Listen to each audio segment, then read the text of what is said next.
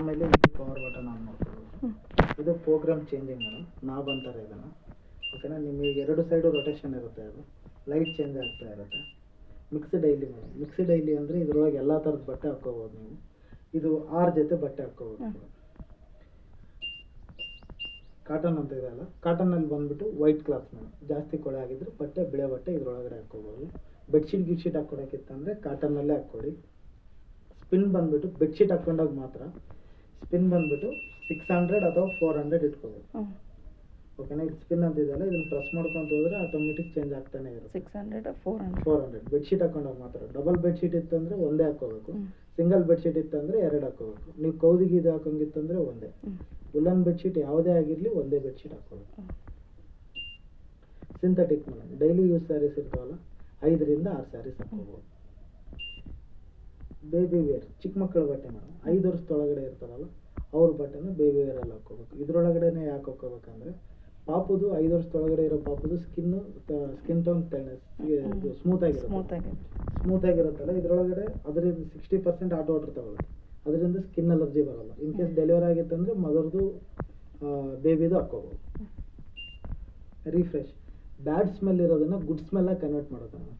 ಇದ್ರಾಗ ಯಾವುದೇ ರೀತಿಯಾಗಿ ಡ್ರೈ ಆಗಲ್ಲ ನಮಗೆ. ಓಕೆನಾ, ಕ್ಲೀನ್ ಆಗಲ್ಲ, ಓನ್ಲಿ ಮಡಿ ಅಂತಾರಲ್ಲ ಆ ಥರ ಮಾಡಿಕೊಡುತ್ತೆ. ಮೈ IoT, ಮನೇಲಿ ವೈಫೈ ಇತ್ತಂದರೆ ಕನೆಕ್ಟ್ ಮಾಡ್ಕೊಂಡು ಮೊಬೈಲಲ್ಲಿ ಆಪ್ರೇಟ್ ಮಾಡ್ಕೋಬೋದು. ಮತ್ತೆ ಬಟ್ಟೆ ಹಾಕ್ಬಿಟ್ಟು ಆಪ್ರೇಟ್ ಮಾಡ್ಕೋಬೇಕು ಮೇಡಮ್. ಎಕ್ಸ್ಪ್ರೆಸ್ 15 ನಿಮಿಷದಲ್ಲಿ ನಿಮಗೆ 3 ರಿಂದ 4 ಜೊತೆ ಬಟ್ಟೆನ ವಾಶ್ ಮಾಡಿ ಡ್ರೈ ಮಾಡಿ ಕೊಡುತ್ತೆ. ಇವಾಗ ಏನಾದರೂ ಫಂಕ್ಷನ್ಗಳು ಬಂದಿರ್ತಾರ ಅಂತ ಬಟ್ಟೆ ಜಾಸ್ತಿ ಕೊಳೆ ಇದ್ದಿದ್ದು ಹೋಗಲ್ಲ ನಮಗೆ, ನಾರ್ಮಲಾಗಿ ಕ್ಲೀನ್ ಆಗುತ್ತೆ. ಬಟ್ ಏನಾದರೂ ಡೈಲಿ ವೇರ್ಸ್ ಇರ್ತಾವೆ ಮೇಡಮ್, ಆಫೀಸಿಗೆ ಬಂದಿದ್ದು ಅಂತ ಹಾಕ್ಕೋಬೋದು. ಬಲ್ಕಿ ಸೋಫಾ ಸೆಟ್ ಕವರ್ಸ್ ಆಗಿರ್ಬೋದು, ಕಾಟನ್ಸ್ ಆಗಿರ್ಬೋದು, ಬಾಕ್ಲಿ ಪದ್ರೆ, ಮ್ಯಾಟ್ಸ್, ಅವೆಲ್ಲ ಬಲ್ಕಿಯಲ್ಲಿ ಹಾಕ್ಕೋಬೇಕು. ಮ್ಯಾಟ್ಸ್ ಹಾಕ್ಕೋಬೇಕಾದ್ರೆ ಹೊರಗಡೆ ಫುಲ್ ಜಾಡಿಸ್ಬಿಟ್ಟು ಹಾಕ್ಬೇಕು. ಆಟೋಮೆಟಿಕ್ ನೋಡಿ ಮೇಡಮ್, ಟೈಮಿಂಗ್ ಆಟೋಮೆಟಿಕ್ ತಗೊಳುತ್ತೆ. ಮ್ಯಾಟ್ಸ್ ಅವೆಲ್ಲ ಹೆಂಗಂತಂದ್ರೆ ನೀವು ಇದು ಮಾಡ್ಕೋಬೇಕು. ಒಬ್ಬೊಬ್ರು ದಪ್ಪ ಮ್ಯಾಟ್ಸ್ ಇರ್ತವೆ, ತೆಳ್ಳಗಿರುತ್ತೆ, ಹಂಗಾಗಿ ಅದು ನೀವು ಅಬ್ಸರ್ವ್ ಮಾಡ್ಕೊಂಡು ಹಾಕ್ಕೋಬೇಕು. ನಾವಿವಾಗ 4 ಮ್ಯಾಟ್ಸ್ ಅಂದು ಅಂತ ಇಟ್ಕೊಳ್ಳಿ, ನೀವು ದೊಡ್ಡ ಮ್ಯಾಟ್ಸ್ ತಗೊಂಡು 4 ಹಾಕಿದ್ರೆ ಇದಾಗಲ್ಲ. 2 3 ಹಾಕ್ಕೋಬೇಕು ಅಷ್ಟೇ. ಬ್ರೈಡಲ್ ವಾಶ್, ಕಾಸ್ಟ್ಲಿಯೆಸ್ಟ್ ಸ್ಯಾರೀಸ್ ಬಿಡು, ಎಂಬ್ರಾಯ್ಡಿಂಗ್ ಸ್ಯಾರೀಸ್, ಡಿಸೈನರ್ ಸ್ಯಾರೀಸ್, ರೇಷ್ಮೆ ಸೀರೆ, ಚಮ್ಕಿ ಸ್ಯಾರೀಸ್, ಅವನ್ನೆಲ್ಲ ಇದ್ರೊಳಗಡೆ ಹಾಕ್ಕೋಬೋದು. ಕ್ರೆಡಲ್ ವಾಶಲ್ಲಿ 1 ಅಥವಾ 2 ಹಾಕ್ಕೋಬೇಕು. ಟೈಮಿಂಗ್ಸ್ ಎಷ್ಟು? ಆಟೋಮೆಟಿಕ್ ತಗೊಳ್ಳೋದು. 1 hour 15 minutes, 1 hour 19 minutes.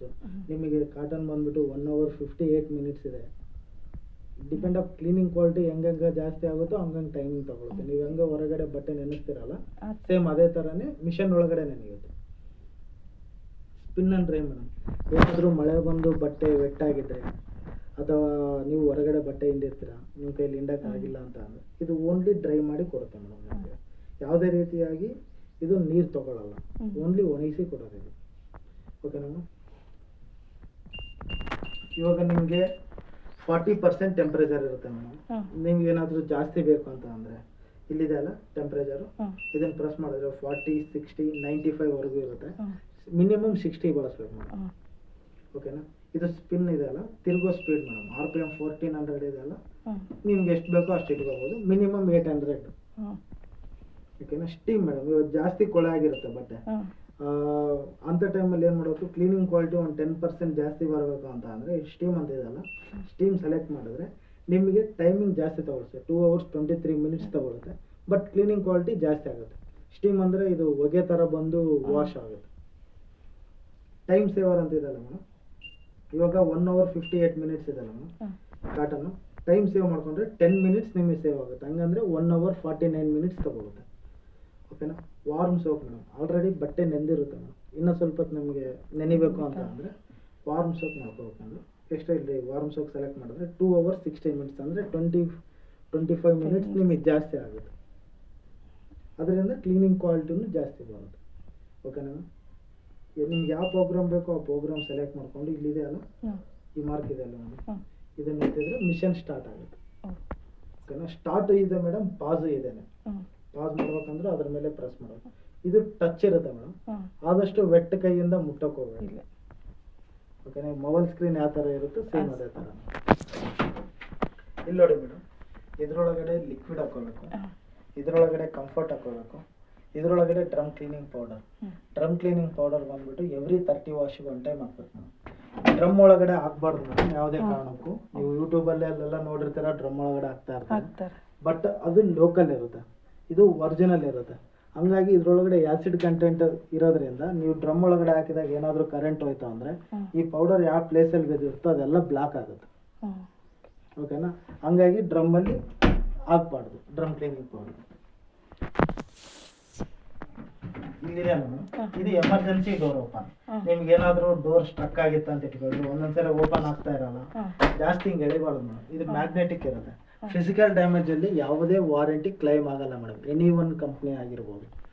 ಓಕೆನಾ? ಹಂಗಾಗಿ ಎಮರ್ಜೆನ್ಸಿ ಡೋರ್ ಓಪನಿಂಗ್ ಅಂತ ಕೊಟ್ಟಿದ್ದಾರೆ. ಇದನ್ನು ಕೆಳಗಡೆ ಪುಲ್ ಮಾಡಿದ್ರೆ ಡೋರ್ ಓಪನ್ ಆಗುತ್ತೆ ನಿಮಗೆ. ಓಕೆನಾ? ಇದೆಲ್ಲ ವೀಕ್ಲಿ ಒನ್ಸ್ ಕ್ಲೀನ್ ಮಾಡ್ಕೋಬೇಕು. ಇದರೊಳಗಡೆ ಸೇಫ್ಟಿ ಪಿನ್ ಆಗಿರ್ಬೋದು, ಕಾಯಿನ್ಸ್ ಆಗಿರ್ಬೋದು, ಅವೆಲ್ಲ ಇದರೊಳಗಡೆ ಬರುತ್ತೆ. ವೀಕ್ಲಿ ಒನ್ ಟೈಮ್ ಕ್ಲೀನ್ ಮಾಡಿಕೊಂಡ್ರೆ ನಿಮಗೆ ಡ್ರೈನ್ ಪಂಪ್ ಚೆನ್ನಾಗಿರುತ್ತೆ.